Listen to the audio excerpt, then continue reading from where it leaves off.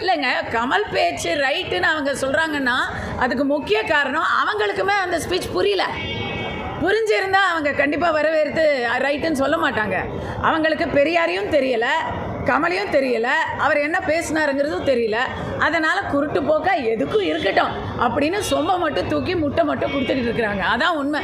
கமலா அவர்கள் பேச்சில் நான் அதை பற்றி ஏதாவது ஒரு வீடியோ என்னைக்காச்சும் போடணும்னு நினச்சிக்கிட்டு இருக்கேன். ஆரம்பமே அவர் பவதி பிக்ஷாந்தேஹி என்று தெலுங்கில் பிச்சை எடுத்த தியாகையர்னு சொல்லி தியாக பிரம்மத்தை அவமானப்படுத்தி தான் அவரோட ஸ்பீச்சை அவர் ஆரம்பிக்கிறாரு.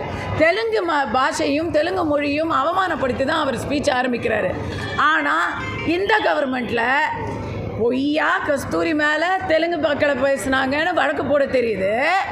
ஆனால் தெலுங்கில் பிச்சை எடுத்தார் தியாகராஜர் அப்படின்னு சொன்ன கமலை பாராட்ட தெரியுது. அப்படின்னா பார்த்துக்குங்களேன். தமிழகத்தில் திமுக ஆட்சி தொடங்கி ஏறக்குறைய 5 வருஷமே முடிய போகுது. இந்த 4.5 வருஷத்தில் 4.25 வருஷத்தில்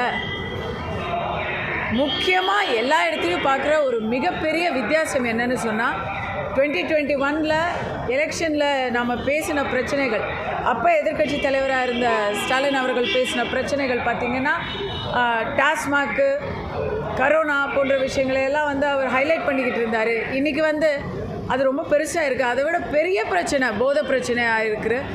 லா அண்ட் ஆர்டர், பெண்கள் பாதுகாப்பு, இந்த விஷயம் ரொம்ப ரொம்ப சீர்கெட்டு போயிருச்சு. தமிழகம் எங்கும் பெண்களுக்கான பாதுகாப்பு குறித்தும் பெண்களுக்கு இப்போது கிடைக்காத அந்த பாதுகாப்பையும் தமிழகம் முழுக்க சீர்குலைந்த இந்த சட்டம் ஒழுங்கையும் கண்டித்து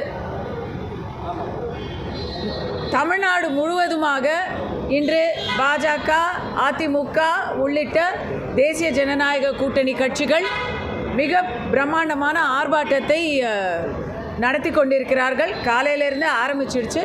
கோயம்புத்தூரில் இன்று மாலை 4 மணியிலிருந்து இந்த ஆர்ப்பாட்டத்தை நாங்கள் முன்னெடுத்து வைக்கிறோம்.